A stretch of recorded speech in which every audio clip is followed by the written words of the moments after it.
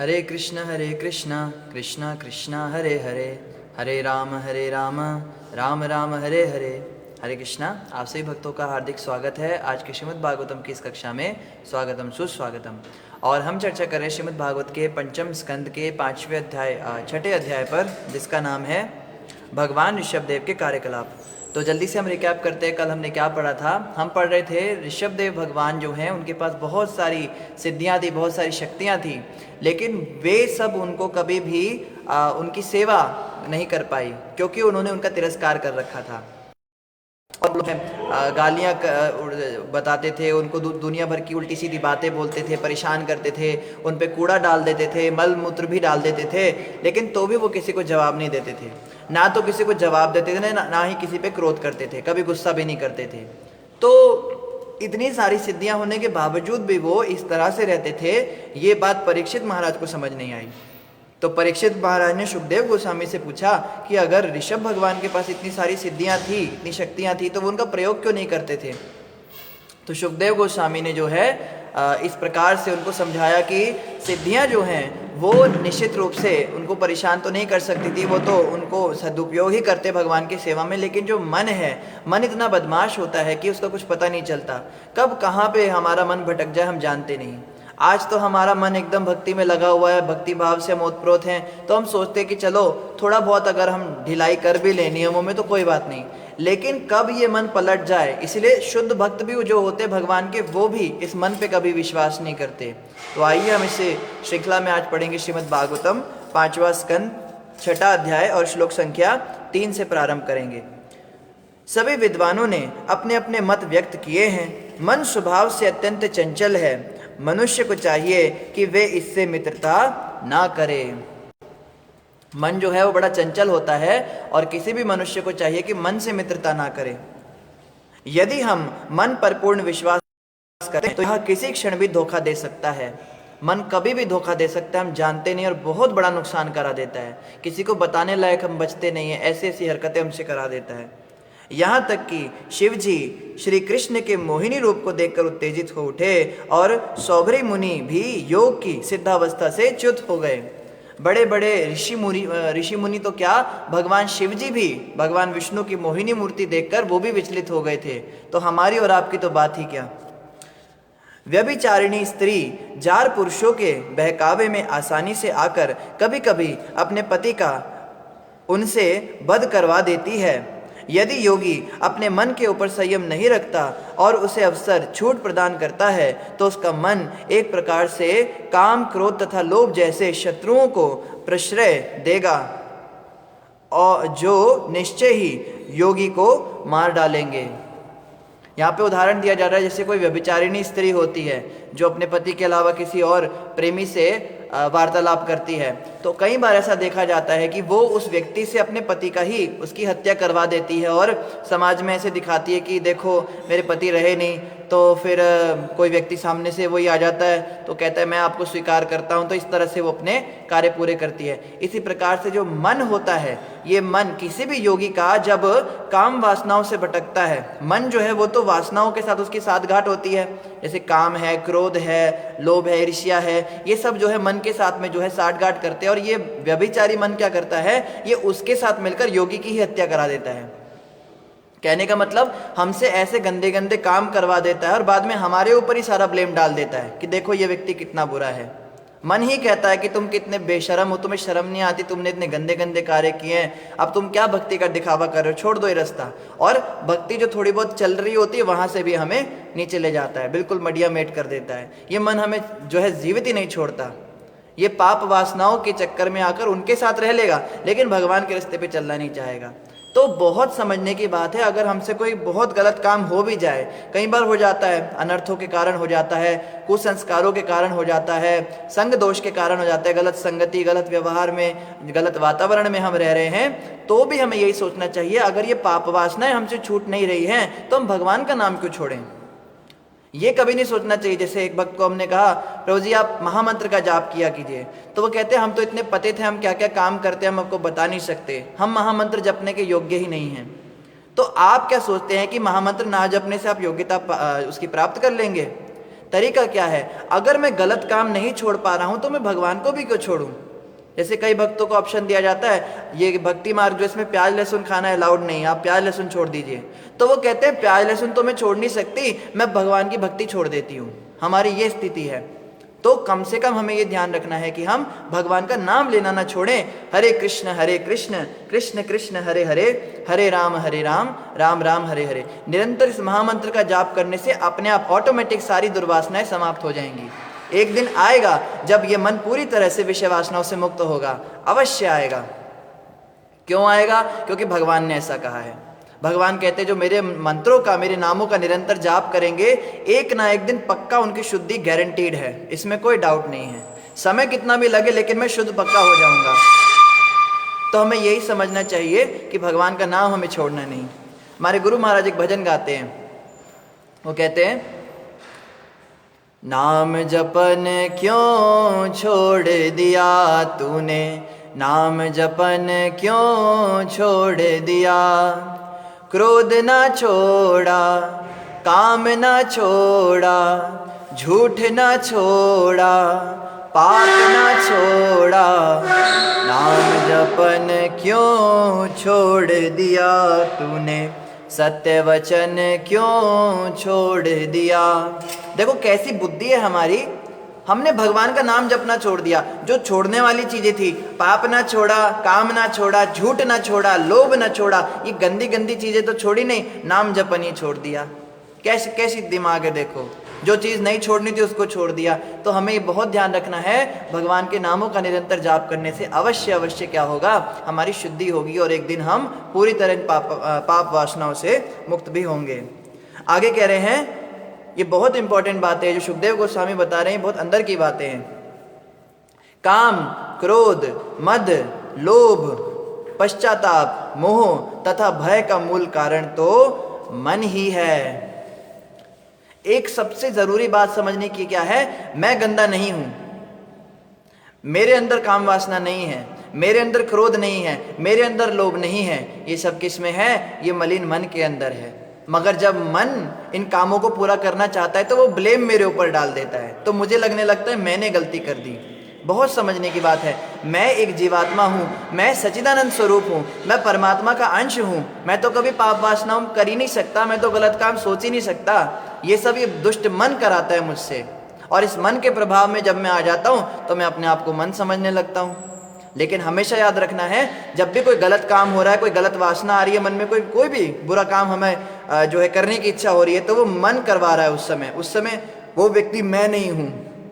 तो ये नहीं सोचना कि प्रभु जी हम तो इतने पतित हैं, हम तो ऐसे ऐसे काम करते हैं, हम क्या भगवान का नाम जपेंगे, क्या मुंह लेके भगवान के पास जाएंगे। अरे हम तो आत्मा है ना, दुष्ट मन है, ये हमें मना करता है भगवान के पास जाने से। इसकी बातों में हमें आना नहीं है।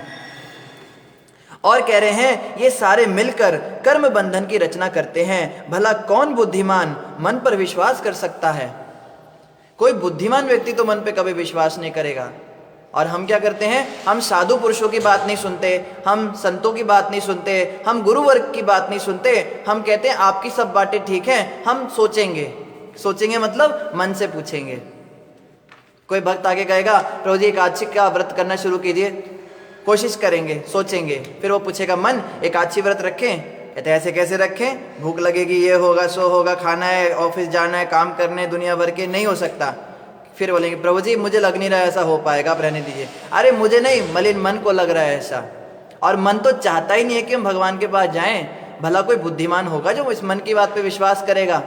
इसका मतलब हम क्या हैं, हम लोग महामूर्ख हैं जो मन की बातों पे विश्वास करते हैं, हर बात मन से पूछ के करते हैं। और आगे कह रहे हैं, भगवान ऋषभदेव इस ब्रह्मांड के समस्त राजाओं में प्रमुख थे, किंतु अवधूत का भेष तथा उसकी भाषा स्वीकार करके वे इस प्रकार आचरण कर रहे थे मानो जड़ तथा बद्ध जीव हों। थे तो वो पूरे विश्व के सम्राट, लेकिन वो आचरण ऐसा कर रहे थे जैसे वो मूर्ख व्यक्ति हो, कोई ऐसी दौड़े चले जा रहे हैं, कुछ कपड़े लत्ते भी पहन नहीं रहे हैं, ऐसे उनको देखने से लगता था, और लोग भ्रमित भी हो जाते थे। कलयुग में तो विशेष रूप से ना, जो जितना चमक धमक दिखाता है उसको उतना बड़ा संत समझा जाता है। जैसे इस पंजाब प्रांत में हम रहते हैं, यहाँ पे तो पूरे भरमार है ऐसे लोगों की, बहुत अंगूठियाँ मुंदरी पुंदरी पहनेंगे और शेरवानी पहन के घूमेंगे और बड़े से व्यासपीठ पे जाके बैठ जाएंगे। आचरण एक रुपए का नहीं होगा उनका। सारे उन्होंने गलत काम करने, शराबें पीनी, मांस खाना और गलत काम करने स्त्रियों के साथ, सब करेंगे। उनको गुरुजी करके लोग जो है बड़े पूजते हैं। उनको शास्त्रों का कोई ज्ञान नहीं। क्या बोलेंगे? खिलाओ पिलाओ, सबको खुश रखो, सोशल सर्विस करो, बस ये सब बोलेंगे। उनको पूछो गुरुजी भगवान कौन है? तो भगवान क्या है? भगवान आपके सामने भगवान बैठा है, यही आपका भगवान है। तो गुरुजी की फोटो लगा के रखते घरों के अंदर। क्या नाम बताएं? एक संस्था चलती है, वो बस गुरुजी का ही फोटो लगा के रखते हैं। उस संस्था के लोगों को मंदिर जाना मना है, उनको साधुओं को दान देना मना है, उनको प्रसाद खाना मना है। तो वो सनातन धर्म में आए कहाँ से? बस गुरुजी तुम्हारे सब कुछ है। तो ऐसे जो है फालतू बातें करने वाले, चमक धमक वाले गुरु जो हैं बड़े चमकते हैं। लेकिन जो सच्चे संत होते हैं, भगवान के सच्चे भक्त होते हैं, वो कभी भी ज़्यादा ये दिखावा नहीं करते, ड्रामेबाजी नहीं करते। इसीलिए उनको लोग पहचान नहीं पाते। विशेष रूप से जो 4 संप्रदाय के अंदर आते हैं, ये तो कभी भी इतना ड्रामेबाजी करते ही नहीं हैं, बड़े सरल स्वभाव के होते हैं। सच्चे संत की पहचान ये नहीं होती वो कितने ऊंचे कुर्सी पे बैठ के जप करता है या प्रवचन देता है। सच्चे संत की ये पहचान भी नहीं होती कि उसके कितने अनुयायी हैं, कितने फॉलोअरशिप है। सच्चे संत की ये पहचान तक नहीं होती कि वो दिखने में कितना सुंदर है, बात करने में कितना अच्छा है। सच्चे संत की पहचान क्या होती है कि वो जो बातें बोलता है वो शास्त्रों से बोल रहा है, अपने मन गढ़ंत बातें नहीं कर रहा, और उसकी बातों से मेरे जीवन पे कुछ प्रभाव पड़ रहा है कि नहीं, ये देखना है। जैसे हम अपनी बात करें, जब से हम संस्था में जुड़े, प्रभुपाद जी की वाणी हमने पढ़ी, हमारे जीवन में बड़ा बदलाव हुआ है। नहीं तो गीता तो हमारे घर में कितने सालों से पाठ होता था, मेरे माता पिता भी करते थे घर में पूजा पाठ में, तो हर हिंदू के घर में गीता रखी होती है। सालों साल गीता पढ़ते पढ़ते भी वही काम, कोई भी बदलाव नहीं जीवन में। लेकिन प्रभुपाद जी की भगवत गीता पढ़ते ही जीवन में बदलाव आना शुरू हो गया। मांस मछली खाना बंद हुआ, ये जो अवैध जो है काम होते हैं, उल्टे सीधे काम होते हैं, गर्लफ्रेंड है बॉयफ्रेंड, ये सब खत्म हो गए, सब अच्छा जीवन हो गया। तो निश्चित रूप से सच्चे संत जो हैं वो ऐसे ही आचरण करते हैं, वो ज़्यादा दिखावा नहीं करते हैं। और यहाँ पे कह रहे हैं फलता कोई उनके ईश्वरीय ऐश्वर्य को नहीं देख सका। उन्होंने योगियों को देह त्यागने की विधि सिखाने के लिए ही ऐसा आचरण किया। तो भगवान स्वयं ऐसा आचरण करके क्यों दिखा रहे हैं? दिखाने के लिए कि भाई सच्चे योगी अगर भगवान को प्राप्त करना चाहते हो तो ऐसे बनो। दिखावा करना, ड्रामेबाजी करना, फॉलोवरशिप बढ़ाना, शिष्य बढ़ाना, बड़े बड़े मंदिर खड़े करके और अपनी फोटो उसमें लगाना, ये जो है ये तुम्हारा भगवान के रास्ते पे तो जाएगा नहीं। ये रास्ता तुम्हारा कहाँ जाएगा? नर्क में जाएगा। जब भगवान के रास्ते पे जाना चाहते हो तो ऐसे बन के घूमो, जैसे भगवान ऋषभ देव यहाँ पे सिखा रहे हैं। उन्होंने किया तो भी वे वासुदेव कृष्ण के अंशरूप बने रहे। इस दशा में रहते हुए उन्होंने इस संसार में भगवान ऋषभ देव के रूप में की गई लीलाओं को त्याग दिया। यदि कोई ऋषभ देव के पद चिन्हों का अनुसरण करते हुए इस सूक्ष्म देह को त्याग सकता है तो उसे पुनः भौतिक देह नहीं धारण करनी पड़ेगी। जैसे ऋषभ भगवान ने किया, अगर कोई उनके आचरण का पालन कर सके तो पक्का गारंटी है, सुखदेव गोस्वामी गारंटी ले रहे हैं, वो पक्का भवबंधन उसके छूट जाएंगे, संसार में दोबारा नहीं आएगा। वास्तव में भगवान ऋषभ देव के कोई भौतिक शरीर न था, किंतु योग माया से वे अपने शरीर को भौतिक मान रहे थे। अतः सामान्य मनुष्य की भांति आचरण करके उन्होंने वैसी मानसिकता का त्याग किया। वे संसार भर में घूमने लगे। घूमते घूमते वे दक्षिण भारत के कर्नाट प्रदेश में पहुंचे, जहां के रास्ते में कोंक, वेंक तथा कुटक पड़े। इस दिशा में घूमने की उनकी कोई योजना न थी, किंतु कुटकाचल के निकट उन्होंने एक जंगल में प्रवेश किया। उन्होंने अपने मुंह में पत्थर के टुकड़े भर लिए और जंगल में नग्न तथा बाल बिखेरे पागल की भांति घूमने लगे। तो विचरण करते करते वो साउथ इंडिया चले गए। साउथ इंडिया के अंदर एक कोई कर्नाटक प्रदेश था, वहाँ पे उन्होंने किसी जंगल में प्रवेश किया और पागलों की तरह बिल्कुल नग्न हो गए, कोई कपड़ा नहीं पहना शरीर पे, और बाल भी बिखेर लिए अपने, और मुंह में पत्थर के टुकड़े भर लिए और ऐसे चलने लगे। जब वे भटक रहे थे तो प्रबल दावाग्नि लग गई। दावाग्नि का मतलब होता है जंगल की आग, और जंगल में जब आग लगती है तो कितनी भी फायर ब्रिगेड बुला लो वो कभी बुझती नहीं है, वो बरसात से ही बुझती है। और उसमें सारा जंगल ध्वस्त हो जाता है। सबसे पहले तो सांप मरते हैं, सांपों के पास चलने की कोई होता नहीं, वो तो रेंगते फर्श पर, सब सांपों का सफाया हो जाता है, जानवरों का सफाया हो जाता है, तो जंगल की आग में वो फंस गए वहाँ पर। फिर क्या हुआ, यह अग्नि वायु से झकझोरे गए बांसों की रगड़ से उत्पन्न हुई थी। इस अग्नि में कुटकाचल का पूरा जंगल तथा ऋषभ देव का शरीर भस्मसात हो गए। इस तरह से उन्होंने शरीर त्याग किया अपना, जंगल की अग्नि के अंदर ही वो उनका शरीर भी भस्मीभूत हो गया। सुखदेव गोस्वामी ने महाराज परीक्षित को आगे बताया कि हे राजन, कोंक वेंक तथा कुटक के राजा ने, जिनका नाम अरहत था, ऋषभ देव के कार्यकलापों के विषय में सुना और उसने ऋषभ देव के नियमों का अनुकरण करते हुए एक नवीन धर्म पद्धति चला दी। और यही धर्म पद्धति आगे चल के क्या बनी, जैन मत। जैन धर्म के जो लोग होते हैं वो यहीं से शुरू हुए। इन्हीं राजाओं ने जब पता लगा इनको कि हमारे प्रदेश में ही ऋषभ भगवान जैसे इतने महान संत ने ऐसा किया, तो उन्होंने उनका पूरा जो आचरण था उसका अनुकरण किया। एक होता है अनुकरण, एक होता है अनुसरण। अनुसरण मतलब उनके अनुसार चलना, जैसे उन्होंने उपदेश दिए, और अनुकरण का मतलब होता है जैसे उन्होंने व्यवहार किया उसकी तरह हम भी व्यवहार करें, नकल करना। तो क्या हुआ, पापमय कर्मों के इस युग कलयुग का लाभ उठाकर मोहवश राजा अरहत ने बाधा रहित वैदिक नियमों को छोड़ दिया और वेद विरुद्ध एक नवीन धर्म पद्धति गढ़ ली। यही जैन धर्म का शुभारंभ था। अन्य अनेक तथाकथित धर्मों ने इस नास्तिकतावाद को ग्रहण किया। तो ये जो जैन धर्म था ये वास्तव में तो बना था भगवान विष्णु के अवतार ऋषभ देव के ऊपर, लेकिन इन्होंने क्या किया, क्योंकि कलयुग आ रहा था, कलयुग को भी पांव फैलाने थे, तो कलयुगी बुद्धि होने के कारण इन्होंने क्या किया, वेदों को ही नकार दिया। जैसे आज भी आप किसी जैनी भाई के पास जाओ तो वो कहेंगे हम हिंदू नहीं हैं, हम बस अपने तीर्थंकरों को मानते हैं। उनके कोई 11-12 कितने तीर्थंकर होते हैं, वो कहते हैं हम भगवान कृष्ण को नहीं मानते, हम भगवान राम को नहीं मानते, हम वेद शास्त्रों को भी नहीं मानते, हम गीता भागवत को भी नहीं मानते, हम बस खाली अपने तीर्थंकरों को मानते हैं। तो इन्होंने क्या किया, एक नास्तिकतावाद को जो है धर्म के रूप में प्रस्तुत किया। तो ये जो है नास्तिकतावाद हो गया कि भगवान को ही नहीं मान रहे तो नास्तिक ही हैं। फिर क्या हुआ, अधम तथा परमेश्वर की माया से मोहित व्यक्ति मूल वर्णाश्रम धर्म तथा उसके नियमों का परित्याग कर देंगे। जो व्यक्ति अधम हैं, जो व्यक्ति नीच हैं और जो परमेश्वर की माया से मोहित हैं, ऐसे व्यक्ति क्या करेंगे, वर्णाश्रम धर्म का त्याग कर देंगे, सनातन धर्म का त्याग कर देंगे। और हम जानते हैं कि आज से 5000 साल पहले पूरे विश्व पे, पूरी पृथ्वी पे सनातन धर्म ही था। धीरे धीरे इसका त्याग शुरू हुआ। अधम लोगों ने सबसे पहले यहूदी धर्म शुरू किया, यहूदी के बाद में वो ये मलेच्छ बने, यवन बने, फिर इस्लाम आया, क्रिश्चियनिटी आई। ये सारे के सारे धर्म जो है सनातन धर्म को ही छोड़ने के बाद शुरू हुए थे, पहले इसका त्याग शुरू हुआ था। और यहाँ पे 5000 साल पहले भविष्यवाणी की जा रही है कि अधम लोग ऐसा करेंगे, ये जल्दी जल्दी जो है इन धर्मों को शुरू करेंगे, अपने मन गढ़ंत धर्मों को शुरू करेंगे। वे नित्य 3 बार स्नान करना और ईश्वर की आराधना करना छोड़ देंगे। तो सनातन धर्म के अगर कोई सच्चा अनुयायी है तो वो दिन में 3 बार स्नान करेगा। हम कितनी बार स्नान करते हैं, हम लोग 3 दिन में 1 बार स्नान करते हैं। और हम कहते हैं हम हिंदू परिवार से हैं। हिंदू बस खाली नाम हो गया हमारा, और हिंदू शब्द भी हमें मुसलमानों ने दिया, हमें तो अपना नाम तक पता नहीं है कि हम सनातन धर्म से हैं, हिंदू धर्म से थोड़ी ना है।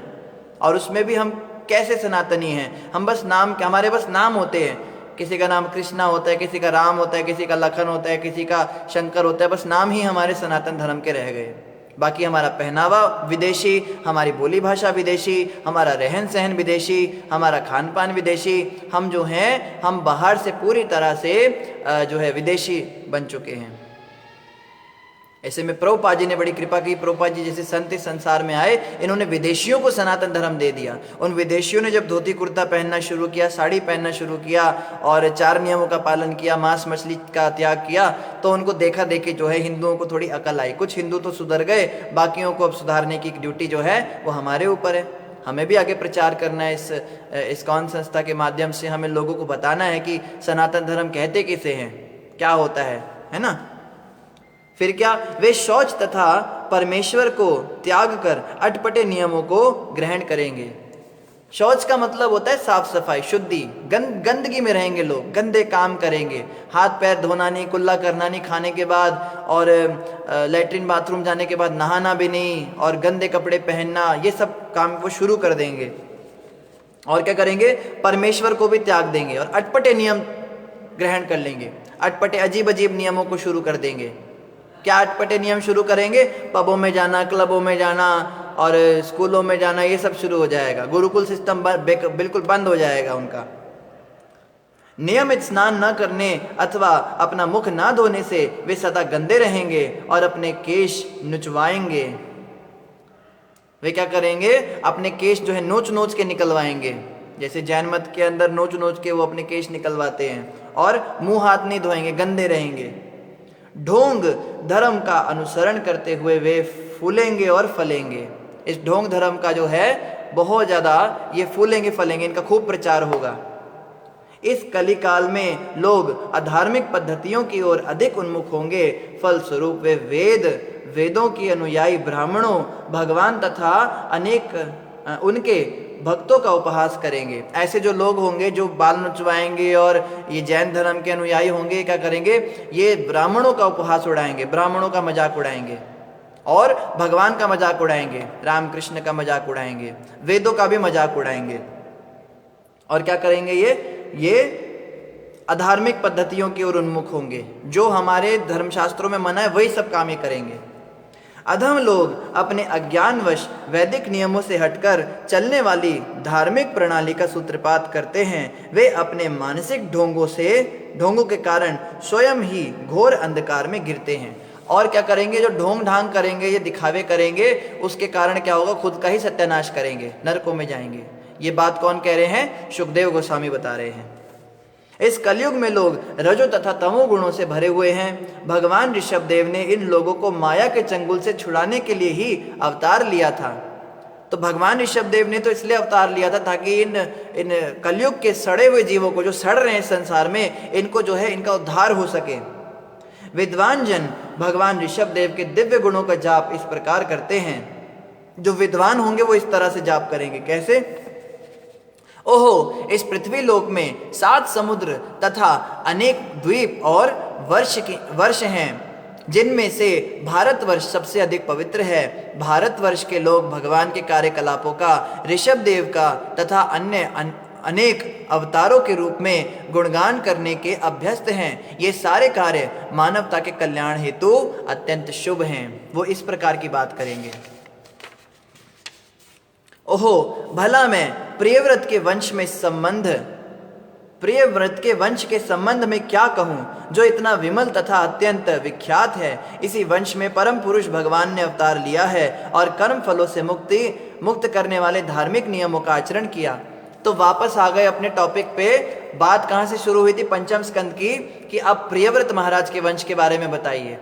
मनु महाराज की बात हुई थी। मनु महाराज ही इस संसार के राजा हैं। वे पहले प्रथम मनुष्य हैं। उन्हीं के नाम के आगे, मनु के नाम के आगे हमारा नाम मनुष्य पड़ा। तो उनके 2 पुत्र हुए थे और 3 पुत्री हुई थी। 3 पुत्री में जो है देवहूति माता की कथा हमने सुनी थी, कपिल भगवान उनके पुत्र कैसे हुए। फिर प्रसूति माता और आकुति माता के विषय में भी पता किया था कि एक की शादी शिवजी से हुई, फिर शिवजी से नहीं, दक्ष प्रजापति से हुई, फिर उनके जो है दामाद शिवजी बने, फिर उनकी भी कथा हमने सुनी। और फिर पुत्रों की बारी आई तो राजा उत्तानपाद की कथा सुनी। उत्तानपाद के 2 पुत्र हुए थे, ध्रुव हुए थे और ये हुए थे, उत्तम हुए थे। तो ध्रुव महाराज को कैसे उन्होंने तिरस्कृत किया और ध्रुव महाराज ने भगवत प्राप्ति की। अब जो है प्रियव्रत महाराज रह गए थे। प्रियव्रत जी की कथा इस प्रकार से यहाँ पे संपन्न हुई कि प्रियव्रत जी के वंश में ही भगवान ऋषभ देव भी आए थे। तो सुखदेव गोस्वामी अब कह रहे हैं, मैं आगे आपको प्रियव्रत महाराज के वंश के बारे में, और उनकी स्थिति इतनी ऊंची थी, उन्होंने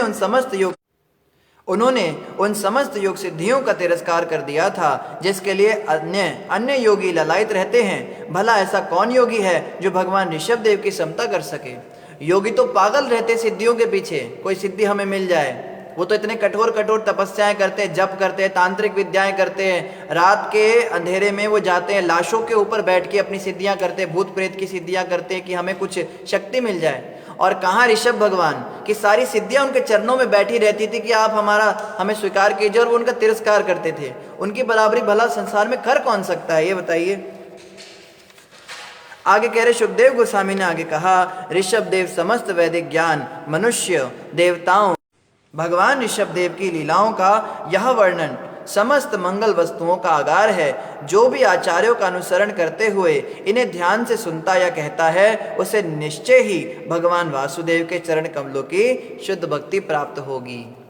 तो ऋषभ महत्वहीन है, क्योंकि ईश्वर की दिव्य प्रेम भक्ति प्राप्त हो जाने पर उनकी प्रत्येक आकांक्षा पूरी हो गई होती है और वे समस्त भौतिक कामनाओं से ऊपर उठ चुके होते हैं। जैसे हमने पहले भी चर्चा की थी कि व्यास देव जी जो हैं वो बड़े दुखी हुए थे जब उन्होंने वेद शास्त्रों को बनाया। तो नारद जी ने उन्हें आके बताया कि आपने क्या किया, मुक्ति मुक्ति मुक्ति मुक्ति कर दिया सारे शास्त्रों में, मुक्ति ऐसे मिलेगी। अगर आप वेदों को ध्यान से पढ़ो तो उनमें यही लिखा है, धर्म अर्थ काम और मोक्ष, बस 4 चीजों पे बातें होती हैं। उसमें जो मोक्ष है वो सबसे इंपॉर्टेंट होता है कि मुक्ति पानी है, मुक्ति पानी है, मोक्ष पाना है। और तब जब नारद मुनि ने उनको डांटा तो उनको बोला आप ऐसा शास्त्र बनाओ जिसमें मुक्ति को भी पीछे कर दो, मुक्ति से भी बढ़कर जो पंचम पुरुषार्थ है भक्ति, उसके विषय में बताओ। तो यहाँ पे वेद व्यास जी ने बहुत ही सोच विचार करके डाला इस बात को कि मुक्ति जो है वो बिल्कुल महत्वहीन है, जबकि अगर हम वेद पढ़ेंगे तो उसमें मुक्ति की महिमा है।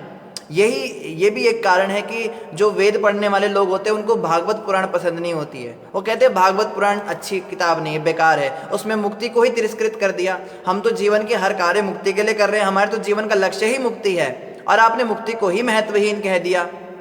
तो भागवत के अंदर बताया मुक्ति जो है, मुक्ति बेकार चीज है। मुक्ति का मतलब क्या होता है, संसार से छूट के चले जाएंगे, कहीं घूमते रहेंगे, परम व्योम के अंदर आत्मा बन के गोल गोल घूमते रहेंगे, क्या फायदा। हम तो भगवान के धाम जाएंगे, वैकुंठ जाएंगे, भगवान के साथ लीला करेंगे, खेलेंगे कूदेंगे, खाएंगे उठेंगे बैठेंगे, ऐसा करेंगे। हम क्यों मुक्ति के चक्कर में फंसे, हमें बस भक्ति चाहिए। जैसे कहा गया है, भुक्ति मुक्ति सिद्धि कामी सकली अशांत, कृष्ण भक्त निष्काम अतएव शांत। जो भुक्ति होते, भोग करते, संसार में खाते हैं पीते मजा करते हैं, वो अशांत रहते हैं। मुक्ति, जो मुक्ति के पीछे पागल रहते हैं वो भी अशांत रहते हैं। सिद्धि, जिनको कुछ सिद्धियां हो जाती है वो भी अशांत रहते हैं, क्योंकि उनके पास बड़े सारे लोग आने लगते हैं। और कामी पुरुष की तो बात ही मत कीजिए, उनकी तो कामनाएं कभी संतुष्टि नहीं होती, वो तो हमेशा ही अशांत रहते हैं। केवल कृष्ण भक्त ये शांत होते हैं। क्यों? क्योंकि वो निष्काम होते हैं, उनको कोई बदले में इच्छा नहीं होती कि मुझे ये मिल जाए वो मिल जाए, वो अपनी भक्ति करते भगवान की मस्त रहते हैं। तो कृष्ण भक्त निष्काम अतएव शांत है। इसलिए जो है मुक्ति भी बेकार है हमारे लिए, हमें बस भगवान की भक्ति करनी है। और भक्ति का शुभारंभ होता है इस महामंत्र के जाप से, हरे कृष्ण कृष्ण कृष्ण हरे हरे, हरे राम राम राम हरे हरे। आगे कह रहे हैं,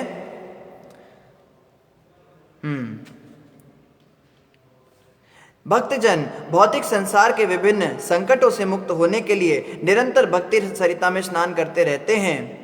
इससे उन्हें परमानंद प्राप्त होता है और साक्षात मुक्ति उनकी सेवा करने को आती है। जब हम भक्ति करते हैं भगवान की तो उसमें इतना आनंद आता है, इतना परमानंद आता है कि मुक्ति की तो कोई बात ही छोड़ दीजिए। मुक्ति जो है बड़ी नीरस लगने लगती है भक्ति के आगे। भगवान की भक्ति ऐसी चीज है।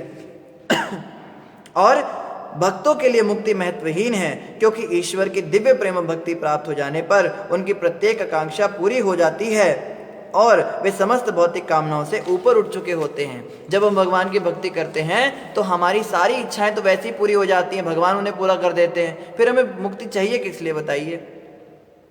मुक्ति तो बड़ी छोटी चीज हो जाती है जब भगवान की भक्ति हम करते हैं। भगवान हमें कितना कुछ दे देते हैं।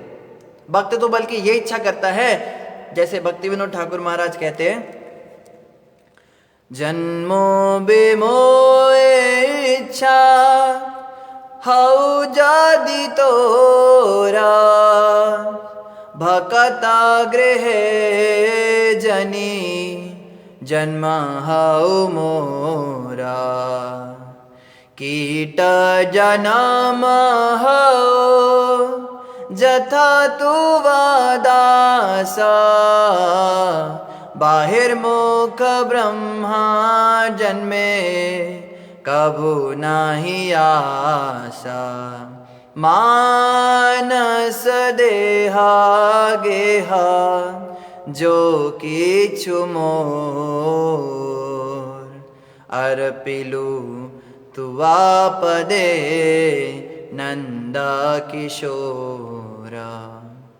नंदा किशोरा। भक्ति विनोद ठाकुर महाराज कहते हैं, हे प्रभु, अगर आपकी इच्छा हो कि मुझे दोबारा संसार में जन्म देना है, कोई बात नहीं, मैं नहीं कहता मुझे मुक्ति दे दो, मुझे संसार में दोबारा आप भेजो, बहुत अच्छी बात है, भेजो, लेकिन क्या मेरी इच्छा है, भगत जन्म गृहे जन्म हो मोरा, किसी भक्त के घर में मुझे जन्म देना, बचपन से ही ठाकुर सेवा हो, तुलसी जी की सेवा हो, भगवान को भोग लगाना हो, उनका नाम जपना हो, ऐसे घर में मुझे जन्म देना, बस मेरी ये अभिलाषा है, भक्तों के घर में मेरा जन्म हो। फिर कहते हैं, अगर आपको लगे कि मैं मनुष्य बनने के भी लायक नहीं हूं, तो कहते हैं, कीट जन्म हो जथा तु व दास, मुझे कीड़े का भी जन्म दे दो तो आपके दासों के घर में कीड़ा बनूं, ये मेरी इच्छा है। बहिर्मुख ब्रह्मा जन्मे कबू नहीं आस, इसके अलावा मुझे ब्रह्मा भी नहीं बनना, आप कहो मैं तेरे को ब्रह्मा बना देता हूं, मुझे नहीं बनना, मुझे कीड़ा बना लो, लेकिन आपके भक्तों के घर में मुझे रहना है, भक्तों से दूर नहीं होना, ये भक्तों की महिमा है। इतने बड़े बड़े आचार्य इच्छा कर रहे हैं भक्तों के घर में कीड़े बन जाएं, और हम कहते हैं ये लोग देखो डिवोटीज ऐसे बेकार होते हैं, इनसे अच्छे तो बाहर के लोग हैं, ये भक्त लोग होकर देखो कैसे कैसे काम कर रहे हैं, इनसे अच्छे तो बाहर के लोग हैं। हमारी ये थिंकिंग होती है, जड़ बुद्धि होती है, भक्तों की हमें महत्व नहीं पता होता। अरे भक्तों के बीच में रहने के लिए कितने पुण्य चाहिए होते हैं, कितने हैं जो भक्तों के संग में रह पाते हैं, बताइए। भक्तों के संगत करने की इच्छा कितने लोगों की होती है, उसमें कितने कर पाते हैं, और उसमें भी कितने होते हैं जो टिक पाते हैं भक्तों के संग में। भक्तों का संग करना बहुत सौभाग्य की बात है, ये बहुत मुश्किल से मिलता है, ये तो भगवान की बड़ी कृपा होती है, उसको भक्तों का संग मिलता है। और जो ऐसे भक्तों के संग को छोड़कर और बाहर की दुनिया में जाने के लिए सोचता है, उस व्यक्ति को मूर्ख नहीं कहा जाए तो क्या कहा जाए, उसको तो महामूर्ख क्या मूर्खाधिपति कहा जाएगा। मूर्खों में भी कहते हैं ना, मूर्खाधिपते अखिलम मूर्खम, मूर्खों का भी सरताज है वो व्यक्ति जो भक्तों का संग छोड़कर बाहर की दुनिया में जाने के लिए सोचता है। क्या कहा जाए ऐसे लोगों को। प्रभुपाद जी की संस्था में कई लोग जुड़ते थे तो कई लोग छोड़ के भी जाते थे। तो एक बार एक शिष्य ने आके प्रभुपाद जी को बोला, प्रभुपाद जी कई भक्त जो हैं वो मंदिर संस्था छोड़ के भी जा रहे हैं हमारी, उनके विषय में आप क्या कहेंगे। तो प्रभुपाद कहते थे, मैं क्या कहूँ, अत्यंत दुर्भाग्यशाली हैं वो लोग जो भक्तों का संग छोड़ के जाते हैं। दुर्भाग्यशाली तो वो लोग हैं जो संस्था में जुड़े ही नहीं पाए, उनसे भी अधिक दुर्भाग्यशाली वो हैं जो जुड़ने के बाद छोड़कर चले गए। इनके बारे में तो कहा ही क्या जाए। तो जो भक्तों का संग छोड़ के जा रहा है उसका कितना बड़ा मूर्ख कहा जाएगा। शुद्ध भक्त इच्छा कर रहे हैं कि हमें भक्तों के घर में जन्म मिल जाए, और हम भक्तों को छोड़ के जाने की बातें करते हैं। सुखदेव गोस्वामी ने आगे कहा, हे राजन, परम पुरुष मुकुंद सभी पांडवों तथा यदुवंशियों के वास्तविक पालक हैं। वे तुम्हारे गुरु, आराध्य अर्चा विग्रह, मित्र तथा तुम्हारे कर्मों के निर्देशक हैं। यही नहीं, वे कभी कभी दूत या सेवक के रूप में भी तुम्हारे परिवार की सेवा करते हैं। तो परीक्षित महाराज का जन्म इतने महान घराने में हुआ था जहां भगवान श्री कृष्ण साक्षात इनके दादाओं के साथ रहते थे। पांडव लोग परीक्षित महाराज के दादा लगते थे। अर्जुन के जो पुत्र थे अभिमन्यु के पुत्र ये हुए थे परीक्षित महाराज। और यहाँ पे सुखदेव गोस्वामी उनको ये भी बता रहे हैं कि भगवान श्री कृष्ण तुम्हारे दादाओं पर इतने ज़्यादा बलिहारी थे, इतने कृपालु थे कि उनके शांति दूत बन के भी कई बार वो दुर्योधन के पास जाते थे कि आप झगड़ा मत कीजिए। सोचिए परीक्षित महाराज को कितना अच्छा लग रहा होगा कि मेरे परदादाओं के साथ भगवान कृष्ण रहे हैं और ऐसे भगवान कृष्ण की लीला मैं सुन रहा हूँ। यही नहीं, वे कभी कभी दूत या सेवक के रूप में भी तुम्हारे परिवार की सेवा करते हैं। इसका अर्थ यह हुआ कि वे सामान्य सेवकों की तरह कार्य करते हैं। जो ईश्वर की सेवा में लगे रहकर प्रिय पात्र बनना चाहते हैं, उन्हें मुक्ति सरलता से मिल जाती है, किंतु वे अपनी प्रत्यक्ष सेवा करने का अवसर बहुत उनसे कम ही प्रदान करते हैं। भगवान श्री कृष्ण की भक्ति तो बहुत लोग करते हैं, लेकिन उनमें से कितने ऐसे हैं जो भगवान कृष्ण की सेवा कर पाते हैं प्रत्यक्ष, बिल्कुल प्रैक्टिकल। एक तो होता है विग्रह के रूप में, निश्चित रूप से विग्रह भी भगवान श्री कृष्ण ही है स्वयं। जो हम जैसे बद्ध जीव हैं उनके लिए 3 रूपों में भगवान प्रकट होते हैं। भगवान कहते हैं, जैसे कई भक्त कहते हैं ना कि मुझे कृष्ण के दर्शन कराओ, मुझे कृष्ण को देखना है, क्या आप मुझे भगवान दिखा सकते हो, मुझे भगवान के दर्शन करने। कई लोगों की बड़ी अभिलाषा होती है, शाम सपनों में आते क्यों नहीं, प्यारी सूरत दिखाते क्यों नहीं, भगवान हमें देखने हैं। तो भगवान जो है 3 रूपों में हमारे सामने आते हैं, पर हम उन्हें पहचान नहीं पाते हैं। पहले आते हैं विग्रह के रूप में, अर्चा विग्रह, जो घर में हम ठाकुर जी का रूप रखते हैं, मूर्ति स्वरूप, या मंदिर के अंदर जो बड़े ठाकुर जी होते हैं वो साक्षात भगवान उस रूप में प्रकट होते हैं। पर ये आंखें जो है ना, ये जड़ आंखें, ये डेड मैटर, हार्ड मास की आंखें, ये इनको पत्थर दिखाई देता है। ये बोलती हैं इस पत्थर पे दूध क्यों बर्बाद करते हो, दूध जाके दूसरों को पिलाओ। इतनी निकृष्ट सोच, इतनी नीच सोच है, कौन से नरक में लोग जाएंगे पता नहीं चलता इनका। तो पत्थर के रूप में पहली बात तो ठाकुर जी प्रकट हो रहे हैं, ये उनकी कृपा है बहुत बड़ी। उसके ऊपर भी तुम इतने निकम्मे हो, कोई दूसरा व्यक्ति अगर प्रभु की आराधना कर रहा है तो तुम्हें क्या खुजली मच रही है, वो सारे संसार का दूध उनके ऊपर वेस्ट कर दे, तुम कौन होते हो बोलने वाले। उसने पैसों से खरीदा, उसका हो गया, तुम क्यों बोल रहे हो बीच में। जब तुम अपना पैसा बर्बाद करते हो, उल्टी सीधी जगहों पे जाते हो, खाना पीना शादियों के अंदर तुम इतना बर्बाद करते हो, तो वहां पे कहाँ गरीब जाते हैं। इतना तुम्हें गरीबों की इच्छा है। अगर इस संसार के अंदर करप्शन करने वाले जो लोग हैं वो करप्शन करना छोड़ दे तो पूरा संसार जो है आबाद हो जाए। खाली फिल्में देखना ही लोग छोड़ दें, फिल्म सिनेमाओं के अंदर जो जाते हैं, इतने पैसे खर्च करते हैं, मेकअप लगाना अगर औरतें छोड़ दें, केवल उसी पैसों से जो है पूरे विश्व के लोगों को खिलाया जा सकता है। लेकिन इन्हें उसकी चिंता नहीं है। मंदिर के अंदर भगवान की पूजा बंद करनी है इनको, वहां से चोरी करके दूध पिलाना है, मतलब भगवान की भी चोरी करेंगे ये। इतने इनकी दुस्साहस बढ़ गया। और हिंदू लोग ऐसी फिल्मों को देख के तालियां बजाते हैं, क्या कहा जाए ऐसे मूर्खों को। तो खैर बात यहाँ पे चल रही है, भगवान जो है मूर्ति के रूप में प्रकट होते हैं। ये पहला स्वरूप है भगवान का, इनको पहचानना सीखना है। घर में है चाहे मंदिर में, जो ठाकुर जी हैं वो साक्षात प्रकट है। दूसरा रूप भगवान का जो होता है उसमें वो गुरु के रूप में प्रकट होते हैं। जो हमारे गुरुदेव हैं जिन्होंने हमें भगवान के विषय में बताया, वो स्वयं साक्षात भगवान का ही रूप है, भगवान के प्रतिनिधि स्वरूप है। और शिष्यों के लिए तो गुरु भगवान ही होते हैं। लेकिन वो गुरु जो भगवान की भक्ति कराए, जो गुरु खुद को ही भगवान कह दे, ऐसे लोग जो हैं ये तो दुराचारी होते हैं, दुष्ट होते हैं, ये तो ठग होते हैं, चोर उचक्के होते हैं। सच्चे गुरु वही जो भगवान के विषय में हमें भक्ति में लगाए, कहे कि मैं भी भगवान का दास हूँ और तुम्हें भी भगवान का दास बनना चाहिए। ऐसे उपदेश जो देते हैं, जो संप्रदाय में होते हैं, ऐसे गुरु भी भगवान का ही रूप होते हैं।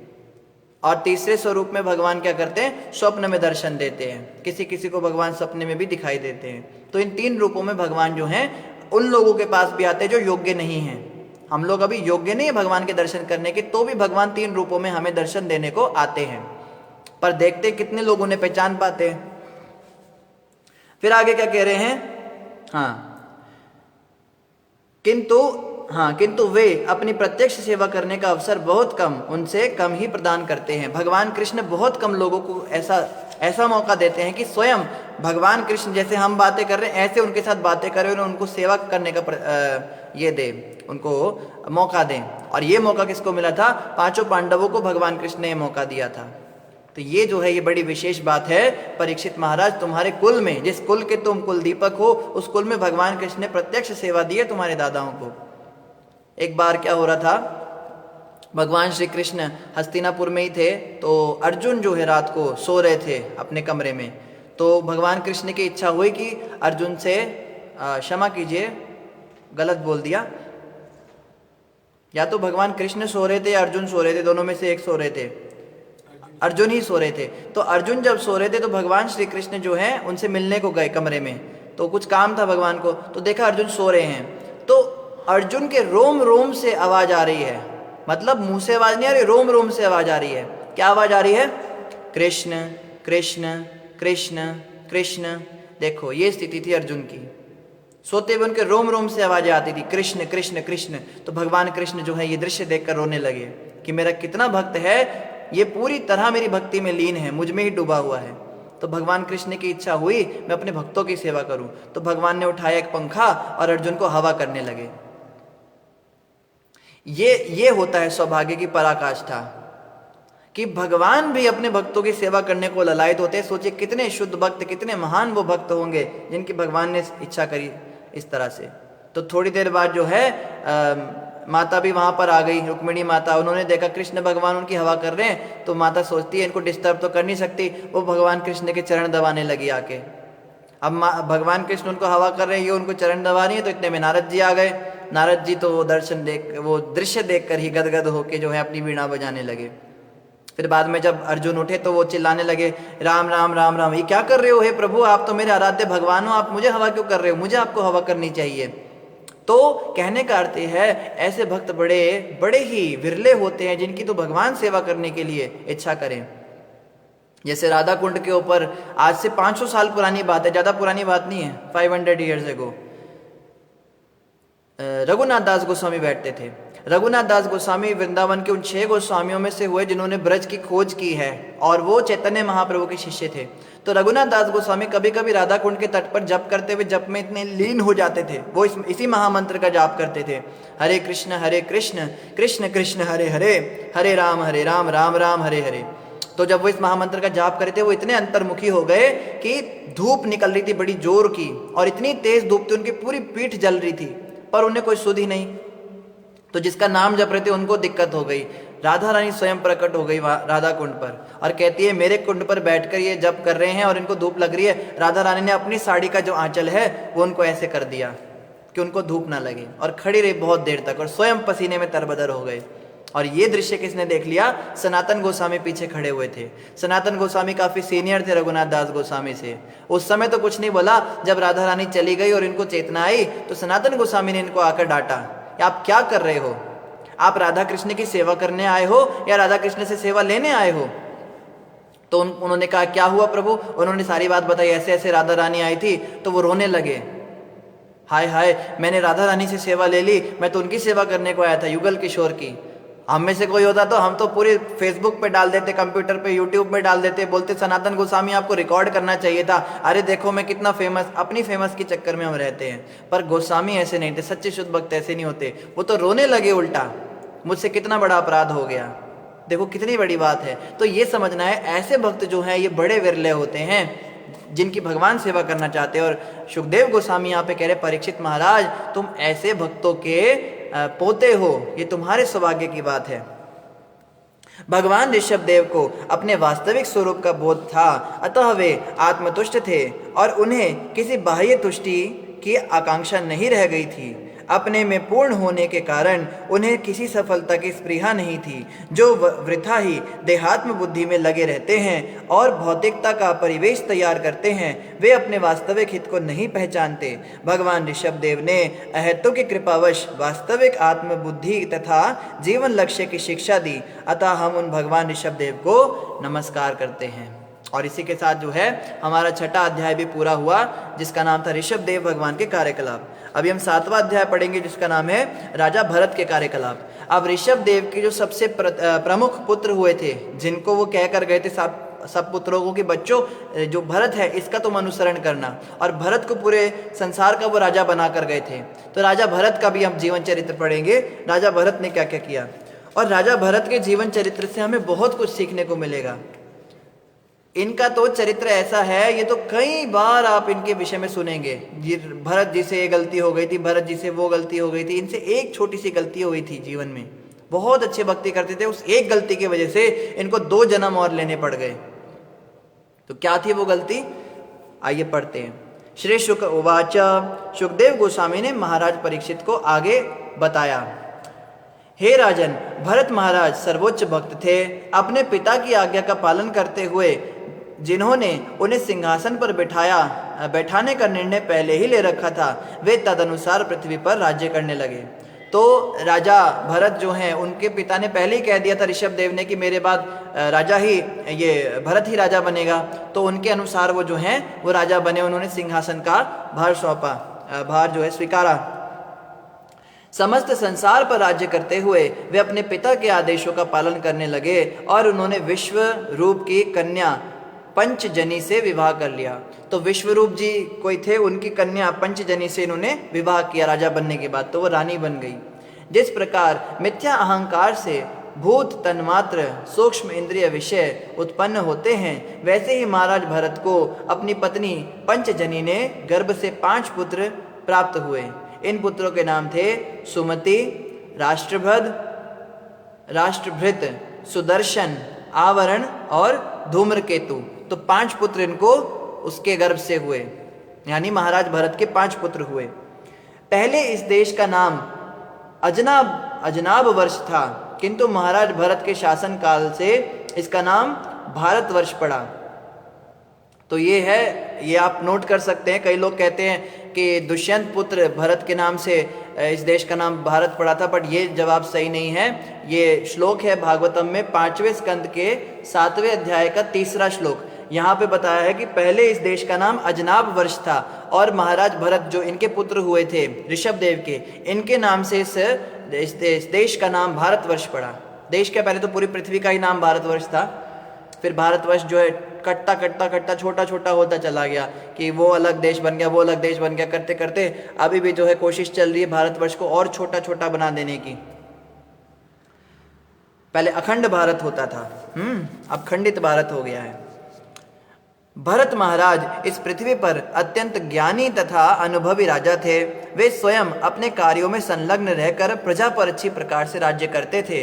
वे अपनी प्रजा के प्रति उतने ही वत्सल थे जितने उनके पिता तथा पितामह रह चुके थे। उन्होंने प्रजा को अपने अपने कर्तव्यों में व्यस्त रखकर इस पृथ्वी पर शासन किया। तो महाराज भरत जो हुए वो बड़े महान राजा हुए। उन्होंने अपनी प्रजा को इस तरह से प्रेम किया जैसे उनके पिता ने प्रजा से प्रेम किया था, और अच्छे राजा के उनमें सारे गुण थे। उनकी प्रजा बहुत सुखी थी।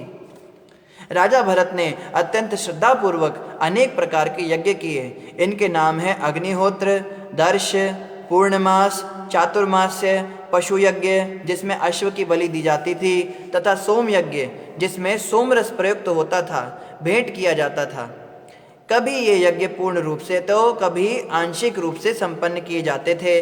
प्रत्येक दशा में समस्त यज्ञों में चातुर्होत्र नियमों का दृढ़ता से पालन किया जाता था। इस प्रकार भरत महाराज भगवान की उपासना करते थे। तो उस जमाने में क्या होता था, राजा जो भी होते थे, राजाओं को यज्ञ करने होते थे बड़े बड़े, और इन्होंने अच्छे राजा की तरह सारे यज्ञ संपन्न किए और उनसे जो लाभ प्राप्त होते थे वो अपनी प्रजा में वितरित किए। विभिन्न यज्ञों के प्रारंभिक कार्यों को कर लेने के बाद महाराज भरत यज्ञ फलों को धर्म के नाम पर भगवान वासुदेव को अर्पण कर देते थे। अर्थात वे भगवान वासुदेव कृष्ण को प्रसन्न करने के लिए समस्त यज्ञ करते थे। तो कोई सामान्य राजा क्या करते हैं, जैसे वो यज्ञ करते हैं तो वो अपनी खुशी के लिए करते हैं, इस यज्ञ से हमें ये फल मिलेगा, वो फल मिलेगा। लेकिन भरत महाराज ने क्या किया, जितने भी यज्ञ थे उन सबको भगवान वासुदेव की प्रसन्नता के लिए किया कि मेरे इन सब कर्मों से, इन सब यज्ञों से भगवान वासुदेव प्रसन्न हो, भगवान कृष्ण खुश हों। और यही भगवत गीता में भगवान कृष्ण कहते हैं, यद करोषि यदश्नासि यज्जुहोषि ददासि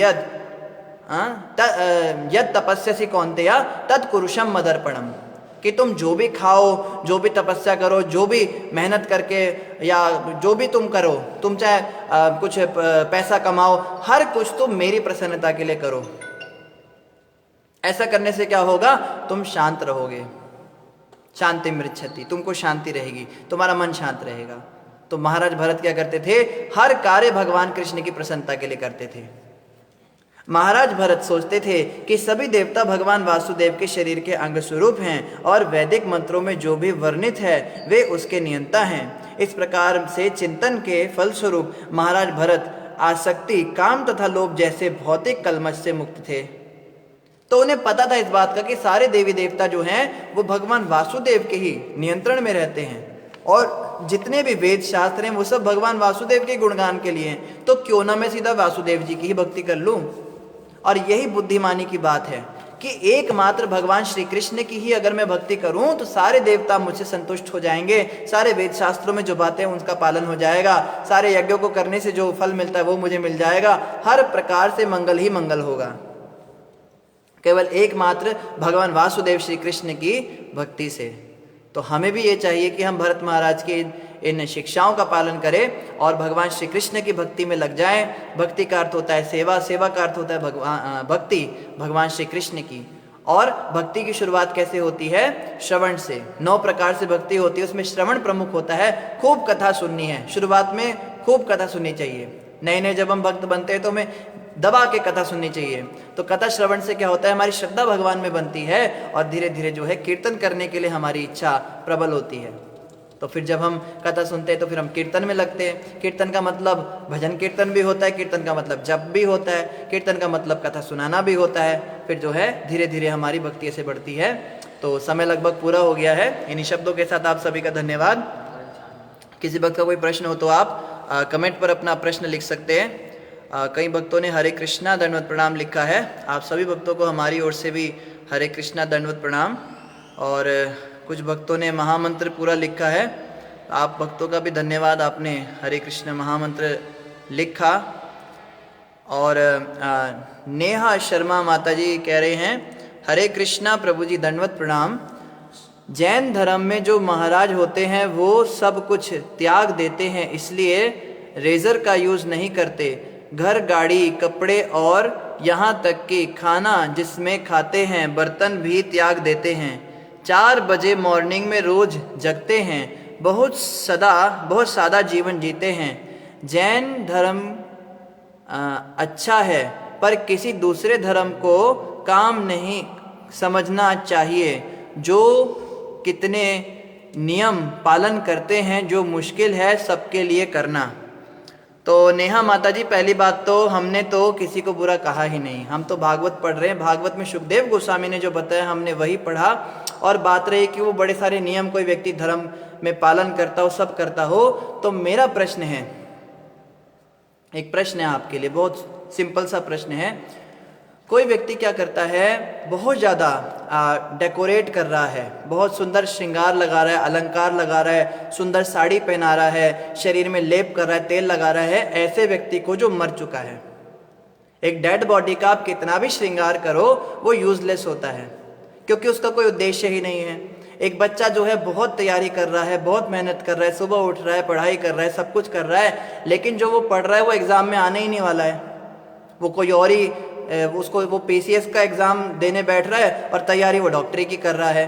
तो ऐसे व्यक्ति को क्या कहा जाएगा बताइए?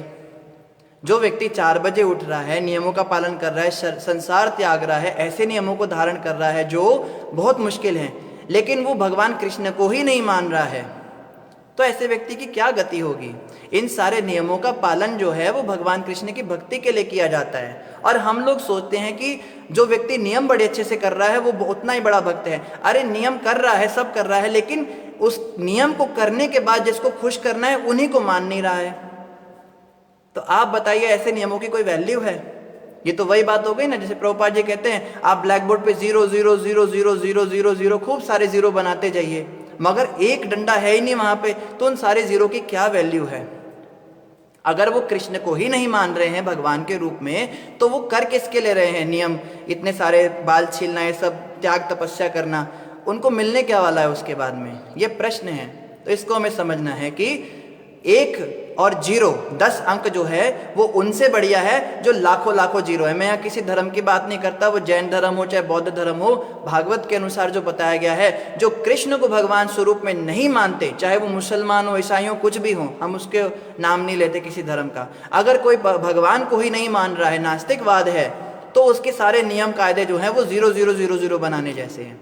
दूसरी ओर जो भगवान कृष्ण को मानता है, भगवान को पूर्ण रूप से समर्पण करता है, वो अगर थोड़े बहुत भी नियम करे तो वो उस व्यक्ति से अच्छा है, क्योंकि ये भगवान को प्रसन्न करने की कोशिश तो कर रहा है। 10 अंक जो है वो खूब सारे जीरो से ज़्यादा बड़ा होता है। बाकी आप समझ ही सकते हैं, हम किसी धर्म की बात नहीं करते, हम किसी को बुरा नहीं कहते, लेकिन जो कृष्ण को नहीं मानते वो निश्चित रूप से नास्तिक हैं। इस बात में कोई जो है कोई दोहराए वाली बात नहीं है। और लता माता कह रही है अर्जुन सोया था। धन्यवाद लता माता, अर्जुन ही सोए थे, कृष्ण नहीं सोए थे। नेहा शर्मा माता आगे कह रही जैन धर्म के नियम में सुख दुख में समभाव, किसी का मान नहीं दुखाना, अहिंसा, अरे ये सब धर्म ठीक है, लेकिन कृष्ण को ही नहीं मान रहे हैं। आप बहुत सारे नियमों का पालन कर रहे हो, लेकिन उन नियमों का पालन किसकी प्रसन्नता के लिए किया जाता है यही आपको पता नहीं। भगवान कृष्ण यही तो भगवत गीता में बता रहे हैं, यद करोषि यदश्नासी यज्जुहोषि ददासी यद। आप जो भी त्याग तपस्या नियम कर रहे हो तद कुरुषम मदर्पणम, आप मेरी प्रसन्नता के लिए करो। अगर आपके नियम कायदे कानून मेरी प्रसन्नता के लिए है ही नहीं तो क्या फायदा उन नियमों का, ये बताइए। आप सब कर रहे हो, सब कुछ कर रहे हो, आपने खूब पढ़ाई की, खूब आप 4 बजे उठ के आपने रात भर सोए भी नहीं, आपने क्रिकेट देखना बंद कर दिया, खूब पढ़ाई कर रहे हो, लेकिन आप ऐसी चीज की पढ़ाई कर रहे हो जो एग्जाम में आने ही नहीं वाला है। तो ऐसी पढ़ाई का क्या फायदा, ऐसे नियमों का क्या फायदा? इससे अच्छा तो ये हो जिसका एग्जाम आने वाला है वो थोड़ा पढ़ लो, बजाय कि जिसका एग्जाम नहीं आने वाला उसको खूब पढ़ने की बजाय। तो ऐसे नियम कायदे कानून जो हैं बहुत सारे पालन करना और भगवान कृष्ण को ना मानना, इससे अच्छा है भगवान श्री कृष्ण की भक्ति करना और थोड़े बहुत नियम पालन करना, वो भी उससे श्रेष्ठ है। हमें उम्मीद है आपको बात समझ में आई होगी। कानू थापा माता ने कहा है, हरे कृष्णा प्रभु जी, कुछ दिनों से क्रोध बहुत आ रहा है, क्या करूं? क्या कीजिए, क्रोध मत कीजिए, फिर ज़्यादा गुस्सा आ रहा है तो फिर ऐसा कीजिए कि आप जो है, जैसे एक भक्त कह रहे थे, आपको बहुत ज़्यादा क्रोध आए तो अपने पास एक ईंट रखा करो और उस ईंट को जो है ज़बरदस्त तरीके से पृथ्वी पर पटक दो, उससे क्या होगा, आपका क्रोध शांत हो जाएगा। तो आप ऐसा कर सकते हो, किसी को मारना मत आप। देखिए क्रोध का कारण क्या होता है, क्रोध का कारण होते हैं हमारे कर्म। जब हमारे जो सर पे पाप कर्म है ना, हमने बड़े सारे गंदे गंदे कर्म किए हुए हैं, वो जब उनको कहते हैं अप्रौढ़ प्रारब्ध। प्रारब्ध का मतलब होता है वो कर्म जो भी पके नहीं हैं, उनके फल अभी हमने भुगते नहीं, उन कर्मों को प्रारब्ध कहते हैं। और प्रारब्ध दो तरह के होते हैं, प्रौढ़ और अप्रौढ़। प्रौढ़ का मतलब जो पक गए हैं, वो कर्म अब हमारे ऊपर आ रहे हैं और उनके कारण हम जो है सुख दुख भोग रहे हैं। और एक होते हैं अप्रौढ़ प्रारब्ध, जो भी पके नहीं हैं, वो क्या करते हैं, वो हमारे सिर पर बोझ बन के रहते हैं और उनके कारण हमें क्रोध, काम वासना, लोभ, मोह, मद मत्सर्य, ईर्ष्या, दंभ, ये दुनिया भर की चीजें आती हैं। तो ये जो है, ये पहली बात तो समझ लीजिए, आप मेरे ही कर्म हैं, मेरे कर्म ऐसे रहे, मैंने कुछ गलत काम किए इस जन्म में और पिछले जन्मों में भी, उसके कारण मुझे बहुत अधिक क्रोध आ रहा है, या कभी कभी काम वासना सताती है, या कभी लोभ बहुत बढ़ जाता है, कभी कभी अहंकार बहुत ज़्यादा आ जाता है, कभी आलस्य बहुत ज़्यादा आ जाता है। ये मेरे कर्मों के कारण है। और कर्म कैसे कटेंगे, महामंत्र के जाप से। तो माता बस महामंत्र का जाप करते रहिए, जब ज़्यादा गुस्सा आए तो जोर जोर से महामंत्र को जपने लगिए। हरे कृष्ण कृष्ण कृष्ण हरे हरे, हरे राम राम राम हरे हरे। तो हमारे गुरु जी एक भजन गाते हैं, वो कहते हैं, तेरे सबे दुखा दा दारू, एको पुड़ी राम नाम दी कृष्ण नाम दी। तेरे सबे दुखा दा दारू, एको पुड़ी राम नाम दी। तो बस राम नाम लीजिए, कृष्ण नाम लीजिए, इसी से सारे दुखों का निवारण होगा। महामंत्र का जाप कीजिए माता जी, सब ठीक हो जाएगा। और नेहा माता कह रही है, मोक्ष भी मिला 24 तीर्थंकरों को। माता आप क्षमा कीजिए, आपको बुरा लगा हो अगर हम बस वही बात करेंगे जो भागवत में लिखी है, बाकी जैसे आपको ठीक लगता है आप वैसे सोच सकते हैं। इन्हीं शब्दों के साथ सभी का धन्यवाद। ग्रंथराज श्रीमद् भागवत महापुराण की जय, जगत गुरु श्रील प्रभुपाद की जय, गौर भक्त वृंद की जय। हरे कृष्णा।